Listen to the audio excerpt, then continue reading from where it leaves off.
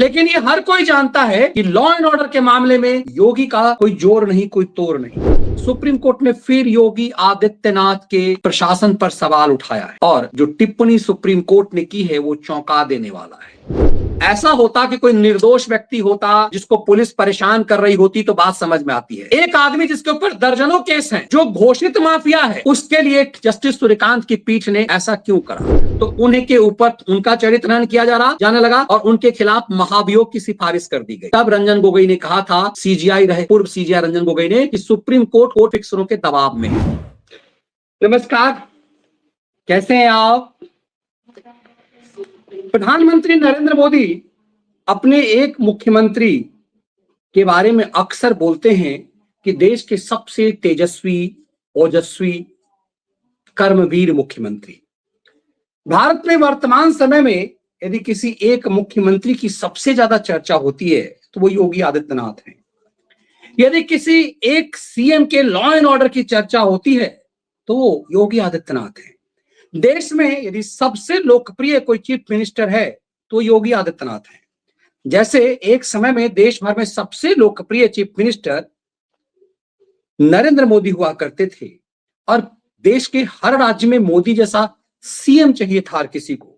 भारत द्रोहियों को यदि छोड़ दीजिए, सनातन द्रोहियों को छोड़ दीजिए, तो हर किसी को अपने राज्य में नरेंद्र मोदी जैसा शासक चाहिए था। आज हर किसी को योगी आदित्यनाथ जैसा सीएम चाहिए। अब सोचिए, योगी आदित्यनाथ हर जगह तो जा नहीं सकते, लेकिन ये हर कोई जानता है कि लॉ एंड ऑर्डर के मामले में योगी का कोई जोर नहीं, कोई तोड़ नहीं। पूरे देश में गरीब राज्य के और एक तरह से विकलांग राज्य के रूप में बिहार और उड़ीसा की तरह गिना जाता था उत्तर प्रदेश। लेकिन वो उत्तर प्रदेश आज दावा करता है कि वो देश का दूसरा सबसे आर्थिक संपन्न राज्य है। कोरोना काल में एकमात्र चीफ मिनिस्टर योगी आदित्यनाथ थे जिसने कहा था कि यूपी के सीमा में जो आ गया वो हमारा है। जब केजरीवाल ने घिनौनी हरकतें की, दिल्ली से मजदूरों को भगाने का षड्यंत्र रचा, जब बिहार समेत कई राज्यों ने अपने बॉर्डर बंद कर दिए, तब बाहें खोल दी थी योगी आदित्यनाथ ने। यूं ही कोई लोकप्रिय नहीं होता, यूं ही कोई अपनी लकीर बड़ी नहीं कर लेता। योगी ने इतनी लंबी लकीर कर ली। आज यदि दिल्ली से बेहतर लॉ एंड ऑर्डर है तो वो उत्तर प्रदेश का है। लेकिन उसके बावजूद सुप्रीम कोर्ट ने हंटर चलाया योगी आदित्यनाथ के डीजीपी पर। ये एकदम से डाइजेस्ट नहीं हुआ। लगातार फिर दूसरे 2-3 दिन बाद सुप्रीम कोर्ट ने फिर योगी आदित्यनाथ के प्रशासन पर सवाल उठाया है और जो टिप्पणी सुप्रीम कोर्ट ने की है वो चौंका देने वाला है। सुप्रीम कोर्ट ने कहा है कि यूपी में इस नियम पर जताई नाराजगी और कहा औपनिवेशिक मानसिकता से बाहर निकलें।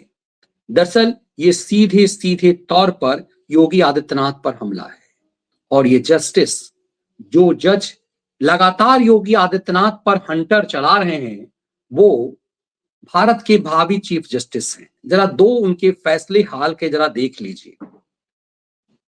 भारत के एक मुख्य न्यायाधीश बनने वाले हैं जस्टिस सूर्यकांत और उन्होंने एक टिप्पणी की है कि सुप्रीम कोर्ट ने यूपी सरकार के नियम पर जताई नाराजगी, बताया औपनिवेशिक मानसिकता से चल रहे हो आप, राज्य में बदलाव की मांग की है।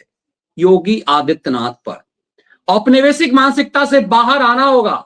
जस्टिस सूर्यकांत और जस्टिस उज्जवल भुइयां की पीठ ने यूपी सरकार के लिए अतिरिक्त सॉलिसिटर जनरल के.एम. नटराजन की तरफ से दी गई दलील पर आपत्ति जताते हुए इन समितियों को प्रतिरोध का सामना किया है। यूपी अगली सुनवाई पर प्रस्ताव प्रस्तुत करें, ऐसा कहा है। बात नहीं, अभी हमने 2 दिन पहले आपको विश्लेषण दिया था। उत्तर प्रदेश के डीजीपी प्रशांत कुमार, जो उत्तर प्रदेश में, अब देखिए जरा सा मैं आपको ये दिखाता हूं कि कौन है ये और क्या है। संजीव खन्ना वर्तमान में भारत के मुख्य न्यायाधीश हैं। जस्टिस चंद्रचूड़ के बाद संजीव खन्ना बने और यदि आप हमारे रेगुलर व्यूअर्स हैं तो आपको पता होगा कि सुप्रीम कोर्ट में कौन चीफ जस्टिस बनेगा, कौन नहीं बनेगा, ये सब पता होता है। तो भारत के अगले चीफ जस्टिस बनने वाले हैं जस्टिस गवई, भूषण गवई ये, और उसके बाद बनने वाले हैं जस्टिस सूर्यकांत। ऋषिकेश राय चीफ जस्टिस नहीं बन पाएंगे। जस्टिस सूर्यकांत 2027 फरवरी में रिटायर होंगे और वो भारत के मुख्य न्यायाधीश बनने वाले हैं। तो भारत के भावी मुख्य न्यायाधीश जस्टिस सूर्यकांत की खंडपीठ अक्सर योगी आदित्यनाथ पर हंटर चलाते हुए क्यों नजर आती है? अब आप देखेंगे तो आप चौंकेंगे कि अभी हाल ही में तो मैंने आपको बताया था कि हाल ही में डीजीपी के खिलाफ सुप्रीम कोर्ट ने यूपी के डीजीपी के खिलाफ हंटर चलाया था और क्या कहा था जरा समझिए। डीजीपी को बता देना, ऐसा आदेश देंगे कि सारी जिंदगी याद रखेंगे। यूपी पुलिस को एससी ने क्यों लगाई फटकार, इसका विश्लेषण हमने किया 2 दिन पहले। इसका पूरा विश्लेषण आपको जरूर देखना चाहिए कि यूपी सरकार के यूपी के डीजीपी हैं प्रशांत कुमार, वो लॉ एंड ऑर्डर थे। UP DGP law and order थे, मतलब सालों से उत्तर प्रदेश का लॉ एंड ऑर्डर जो व्यक्ति संभाल रहा है और जिसको क्रेडिट जाना चाहिए कि देश के सबसे बड़े सूबे का लॉ एंड ऑर्डर शानदार किया, उस व्यक्ति को फटकार लगा रहे हैं और कह रहे हैं कि बता दीजिएगा, नौकरी खा जाऊंगा, जलील करूंगा। दरअसल ये सब आदेश सुप्रीम कोर्ट ने एक माफिया अनुराग दुबे के बचाव में किया है। अनुराग दुबे के ऊपर दर्जनों एफआईआर हैं और उस अनुराग दुबे को लेकर के यूपीए सुप्रीम कोर्ट के जो भावी चीफ जस्टिस हैं उनने लगातार हंटर चलाया है। अब आप चौंकेंगे ये जान करके कि अनुराग दुबे पर जो ये चीजें कहा है सुप्रीम कोर्ट ने, अनुराग दुबे ने एक अभी पिछले दिनों उसकी पेशी थी थाने में, तो अनुराग दुबे कोर्ट में पेश होने से पहले अपने फेसबुक पर एक ट्वीट करता है, अपने फेसबुक पर एक पोस्ट डालता है और कहता है कि मैं थाने जा रहा हूं। मतलब एक तरह से डीजीपी को चिढ़ा रहा है अनुराग ने, जो एक माफिया है जिसके बारे में दुनिया जानती है कि वो क्या है। उसने एक तरह से यूपी के डीजीपी को चिढ़ाया, क्योंकि जो ही उसे सुप्रीम कोर्ट से सा मिल गया कि मतलब ऐसा होता कि कोई निर्दोष व्यक्ति होता जिसको पुलिस परेशान कर रही होती तो बात समझ में आती है। एक आदमी जिसके ऊपर दर्जनों केस हैं, जो घोषित माफिया है, उसके लिए जस्टिस सूर्यकांत की पीठ ने ऐसा क्यों करा? अब आपको जरा समझ में आना होगा कि हमारे जुडिशियरी के जजों की मजबूरी क्या होती है, क्यों आपको जीवन भर साख रखना पड़ता है। जस्टिस सूर्यकांत के लिए आप देखेंगे तो ये जस्टिस सूर्यकांत है। जस्टिस सूर्यकांत को लेकर के कारवां मैगजीन आप देख लीजिए जरा सा, ये कारवां मैगजीन है, ये लेफ्ट लिबरल गिरोह का मैगजीन है और इसी ने भारत के गृह मंत्री अमित शाह के खिलाफ एक फर्जी स्टोरी चलाई थी। अब आपको मैं जब बताऊंगा तो आप चौंकेंगे। कारवां मैगजीन जो है वो लेफ्ट लिबरल गिरोह का एजेंडाबाज है और इसी ने जज लोया वाला केस जो है वो खबर चलाई थी। जज लोया जिनकी आकस्मिक मौत हुई थी और उस समय अमित शाह भाजपा के राष्ट्रीय अध्यक्ष थे। मैं बैकग्राउंड में ले जा रहा हूं इस खबर पे आने से पहले कारवां के खेल को। भाजपा अध्यक्ष थे उस समय अमित शाह और भाजपा अध्यक्ष होने से पहले अमित शाह जब गुजरात के गृह मंत्री थे, गृह मंत्री पद से उन्हें हटना पड़ा था और सुप्रीम कोर्ट ने उस समय जब सोनिया की मनमोहनी सरकार थी तो लगातार गुजरात के मुख्यमंत्री और गुजरात के गृह मंत्री के खिलाफ लगातार साजिश हो रही थी। उस समय जज लोया एक थे, जज लोया जिनके पास सोहराबुद्दीन का केस चल रहा था, सोहराबुद्दीन एनकाउंटर मामले का केस चल रहा था। उस मामले में अमित शाह को एक्यूज बनाया गया था और अमित शाह को तरीपार, जो ये लोग चिढ़ाते हैं ना अमित शाह को तरीपार, सुप्रीम कोर्ट ने अमित शाह को तरीपार कर दिया था, मतलब प्रदेश निकाला और गुजरात से इस केस को महाराष्ट्र में नागपुर में ट्रांसफर कर दिया था। नागपुर के एक जज हुआ करते थे लोया, उस लोया के पास ये जज था और उनकी आकस्मिक मौत एक शादी समारोह के में, अपने दोस्त की बेटी की शादी समारोह में वो उनकी हार्ट अटैक उनको आया, अस्पताल में भर्ती कराया गया, उनकी मौत हो गई। कारवां मैगजीन ने एक फ्रॉड खबर छापा था और एक अंदेशा दिख दिया था कि उनकी हत्या कर दी गई और उसके बाद उनके बॉडी को का सम्मान नहीं मिला, ऑटो से उनको ले जाया गया और उसको रवीश कुमार ने उस खबर पर फर्जीवाड़ा किया था एनडीटीवी पर और लंबी साजिश की थी। रवीश कुमार ने अपने उस स्टोरी को अपने फेसबुक और ट्विटर पर पोस्ट किया था, बाद में उसे डिलीट कर दिया। मैंने एक स्पेशल शो किया था कि कैसे रवीश कुमार ने उस पोस्ट को डिलीट कर दिया है। आज तक कायदे से रवीश कुमार जैसे लोगों पे कार्रवाई होनी चाहिए कि देश के गृह मंत्री खिलाफ फर्जी खबर छापा। इंडियन एक्सप्रेस ने बाद में कार्मा मैगजीन के इस खबर को फ्रॉड साबित कर दिया और इंडियन एक्सप्रेस ने अपने रिपोर्टर्स को लगाया और साबित किया कि जज लोया की हत्या नहीं हुई, उनकी मौत हुई और उनको हॉस्पिटल में ले जाने के लिए पूरा सरकारी तंत्र इस्तेमाल किया गया। जज लोया के लिए स्पेशल कार आया, नागपुर बेंच जो हाई कोर्ट का है उसके जस्टिस को इसमें लगाया गया और पूरी तरह से कार्मा मैगजीन ने फ्रॉड खबर चलाया। उसी कार्मा मैगजीन ने जस्टिस सूर्यकांत जो है, जो पंजाब हरियाणा हाई कोर्ट के जज हुआ करते थे, उनको जब सुप्रीम कोर्ट लाया जाना था तो जस्टिस सूर्यकांत के खिलाफ इसी कार्मा मैगजीन ने नैरेटिव चलाया। अब जरा पॉइंट पर आई, बहुत गंभीर खबर है। जस्टिस सूर्यकांत को जब 2019 में सुप्रीम कोर्ट के कॉलेजियम ने प्रमोट किया और इन्हें सुप्रीम कोर्ट जब लाया जा रहा था तो उनका चरित्र हनन किया जाने लगा, क्योंकि जस्टिस सूर्यकांत के बारे में लगाया कि क्या भ्रष्टाचार जैसे आरोपों का सामना कर रहे जज सूर्यकांत बनेंगे सुप्रीम कोर्ट के न्यायाधीश। सोचिए, इस तरह की खबरें छाप करके सूर्यकांत की साख को खराब करने की कोशिश की। इसे ही कहते हैं कोर्ट फिक्सरों का खेल। और इस देश के कोर्ट फिक्सरों ने एक ऐसी साजिश रची कि सूर्यकांत की छवि खराब कर दी जाए, क्योंकि जिस समय सूर्यकांत को प्रमोट करके लाया जा रहा था जस्टिस सूर्यकांत को, उसी समय पता चल जाता है कि ये भारत के चीफ जस्टिस बनने वाले हैं। Justice Suryakant Punjab and Haryana high court के मुख्य न्यायाधीश थे और वहां से कॉलेजियम ने, जस्टिस रंजन गोगोई के समय की कॉलेजियम ने 2019 में इनके नाम की सिफारिश की। और कॉलेजियम जब सिफारिश कर देता है तो सरकार के बस में बहुत कुछ रहता नहीं है, बनिस्पे यदि कोई ऐसा कुछ गंभीर इनके क्रिमिनल रिकॉर्ड ना हो। और जब ऑलरेडी आप हाईकोर्ट के जज हैं तो क्रिमिनल रिकॉर्ड का कोई मायने नहीं बनता। अब सोचिए, जो आदमी हाईकोर्ट का सालों जज रहा, उस व्यक्ति को सुप्रीम कोर्ट में जब प्रमोट करने के लिए कॉलेजियम ने किया तो कार्मा जैसे मैगजीन ने ये खबर छापी कि क्या भ्रष्टाचार के आरोपों का सामना कर रहे सूर्यकांत सुप्रीम कोर्ट के न्यायाधीश बनेंगे। दरअसल यही असली खेल है। जस्टिस सूर्यकांत के पीछे पूरे कोर्ट फिक्सर्स लग गए और इसी को कोर्ट फिक्सरों को जस्टिस रंजन गोगोई ने बाद में कहा था कि इस देश के कोर्ट फिक्सर्स, इस देश में कोर्ट फिक्सर्स सुप्रीम कोर्ट के जजों को काम नहीं करने देना रहे। तो क्या एंटी नेशनल एजेंडा चलाने के लिए भारत द्रोही लोग जो हैं वो जस्टिस सूर्यकांत के ऊपर दबाव उसी समय से बनाने लगे कि सूर्यकांत को का चरित्र हनन किया जाने लगा। यही वजह है कि आपको लगेगा, याद आएगा कि कैसे जस्टिस रंजन गोगोई का चरित्र हनन किया गया। जब जस्टिस रंजन गोगोई राम मंदिर पर हिस्टोरिकल फैसला दे रहे थे, उसी समय उनका चरित्र हनन किया गया। उन्हीं के स्टाफ के द्वारा उनके ऊपर सेक्सुअल हैरासमेंट का एक शिकायत करवा दी गई।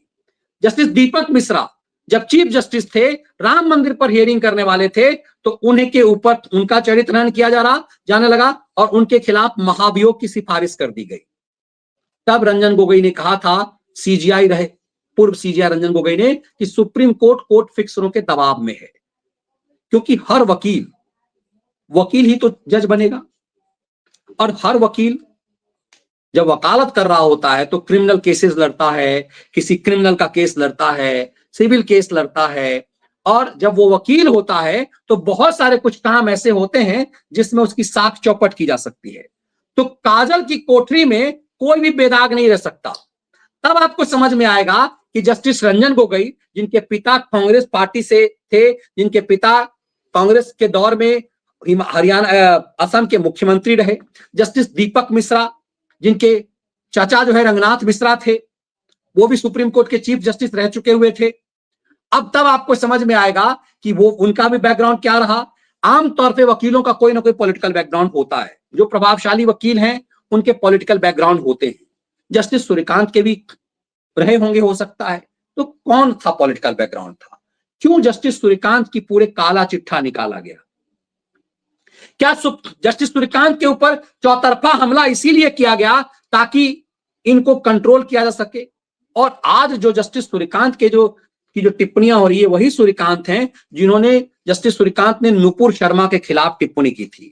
नुपुर शर्मा को कहा था, यू लेडी, तुम्हारे कारण देश में दंगे हो रहे हैं, तुम इस सब के जिम्मेदार हो। सोचिए, उदयपुर में जो कुछ भी सरतन से जुदा हुआ उसके लिए नुपुर शर्मा को जिम्मेदार ठहरा दिया गया और मौखिक टिप्पणी उस समय जस्टिस सूर्यकांत ने किया और जस्टिस सूर्यकांत ने ये कहा और किसी भी ढंग से नुपुर शर्मा को राहत देने से इनकार कर दिया। नुपुर शर्मा को किसी भी ढंग से कोई राहत नहीं दी गई। और ये आमतौर पे ऐसा नहीं होता। नुपुर शर्मा ने सुप्रीम कोर्ट से कुछ भी अनर्गल नहीं मांगा था। नुपुर शर्मा के खिलाफ चूंकि दर्जनों केस कर दिए गए थे, तो उन्होंने यही मांगा था कि देश के अलग अलग थानों में उन्हें परेशान करने के लिए केस किया गया, उसे क्लब कर दीजिए। एक ही मामला है, एक जगह कर दीजिए। और आमतौर पर ये चीजें होती हैं। लेकिन नुपुर शर्मा के खिलाफ जस्टिस सूर्यकांत ने टिप्पणी कर दी, नुपुर शर्मा की मुश्किलें बढ़ गई, उनका घर से निकलना मुश्किल हो गया। अल्टीमेटली बाद में नुपुर शर्मा के मामले को लेकर के एक तरह से सुप्रीम कोर्ट ने अफसोस जताया और कहा हमें दुख है कि हमारी टिप्पणी के कारण आपको परेशानी हुई। अब सोचिए, क्या जस्टिस सूर्यकांत लगातार नुपुर शर्मा से लेकर के योगी आदित्यनाथ इन सब पर जो टिप्पणी हो रही है उसके क्या मायने हैं? एक प्रदेश, एक ऐसा सूबा जिसकी लोकप्रियता है, लॉ एंड ऑर्डर में कम से कम आज की तारीख में उत्तर प्रदेश का कोई सानी नहीं है, और उसी उत्तर प्रदेश के डीजीपी को कहा जा रहा है कि हम तुम्हें लटका देंगे। तो ये चीजें बहुत संदेह पैदा करते हैं। क्या हमारे जजेस दबाव में हैं? क्या कोर्ट फिक्सर उन्हें प्रेशर में डालते हैं? आखिर क्या वजह है कि जस्टिस सूर्यकांत की जब नियुक्ति होने लगी तो उनके खिलाफ स्टोरी की जाने लगी? क्या जस्टिस सूर्यकांत के खिलाफ कोई बड़ी साजिश होने लगी? अभी उन्हें चीफ जस्टिस बनना है, तो क्या उन्हें अपनी साख बचाने के लिए कुछ ऐसा करना पड़ेगा? ऐसी चीजों से कई सवाल उठते हैं कि क्या हमारे जजेस इन कोर्ट फिक्सरों के दबाव में रहते हैं? ऐसी ऐसी खबरें आखिर क्यों चलाई जाती है किसी जजेस की नियुक्ति के समय में? जस्टिस सूर्यकांत देश के भावी चीफ जस्टिस हैं। जस्टिस संजीव खन्ना के बाद जब गवई साहब बनेंगे, उसके बाद जस्टिस सूर्यकांत को ही चीफ जस्टिस बनना है। उम्मीद की जानी चाहिए कि जस्टिस सूर्यकांत न्यायपालिका के सम्मान को और बढ़ाएंगे और किसी भी कोर्ट फिक्सर्स के दबाव में नहीं आएंगे। इन कोर्ट फिक्सरों के षड्यंत्र को बेनकाब किया जाएगा। सोचिए, यही मैगजीन जिसने भी हाल के दिनों में जस्टिस चंद्रचूड़ के खिलाफ शातिराना खेल खेला, जस्टिस चंद्रचूड़ के खिलाफ के चरित्र हनन को लेकर के कई स्टोरी आई हैं, और उस अक्सर यही होता है कि इस तरह के मैगजीन की खबरों को उठाकर खैराती पारा से लेकर सनसनीबाजों का गैंग नैरेटिव चलाता है। जस्टिस चंद्रचूड़ के भक्त हुआ करते थे लेफ्ट लिबरल गिरोह के लोग। 2 साल तक जस्टिस चंद्रचूड़ भारत के मुख्य न्यायाधीश रहे। इतने समय तक कोई चीफ जस्टिस मुख्य न्यायाधीश नहीं रहता, कोई चीफ जस्टिस नहीं रहता इतने समय तक। और जस्टिस चंद्रचूड़ के से ही अपेक्षा करते थे कि जस्टिस चंद्रचूड़ विपक्ष की भूमिका निभाएं। दरअसल 2 साल में इस देश का लेफ्ट लिबरल गिरोह, इस देश के षड्यंत्रकारी गैंग ये चाहते थे कि जस्टिस चंद्रचूड़ विपक्ष की भूमिका निभाएं। उन्होंने एक टिप्पणी कर दी कि वो विपक्ष की भूमिका नहीं निभा सकते। नाराजगी इन सब की यही हो गई, क्योंकि डेमोक्रेटिक रूप से इस देश का विपक्ष कंगाल हो चुका हुआ है, अपाहिज हो चुका हुआ है। इसलिए वो सुप्रीम कोर्ट से अपेक्षा करता है कि सुप्रीम कोर्ट विपक्ष की भूमिका निभाए। सुप्रीम कोर्ट का काम या पत्रकारिता का काम विपक्ष की भूमिका नहीं निभाना है। सुप्रीम कोर्ट का काम इंसाफ करना है, पत्रकारिता का काम सच दिखाना है। एक नैरेटिव फेक चलाया जाता है कि पत्रकारिता और सुप्रीम कोर्ट दोनों की जिम्मेदारी विपक्ष की भूमिका होनी चाहिए।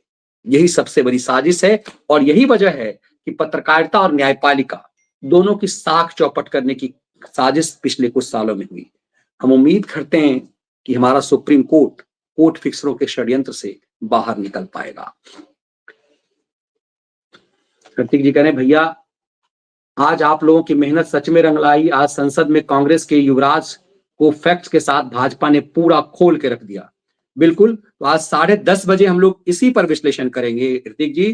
तो आप सब तैयार हो जाइए। 10:30 बजे के समय जो रेगुलर लाइव का समय है सतीश जी के साथ, उसमें हम आज इसी विषय पर विश्लेषण करेंगे कि पूरी नरेंद्र मोदी ने दरअसल बड़े ही दांव पेच के साथ कांग्रेस को जले तावे पर डाल दिया है, जहां वो छटपटा रही है। तो शाम 10:30 बजे का शो का इंतजार कीजिए। बहुत रोचक कई सारे और विषय पर हम उस पर चर्चा करेंगे। बहुत बहुत धन्यवाद। इस विश्लेषण को आप ज्यादा से ज्यादा संख्या में जरूर शेयर कीजिए।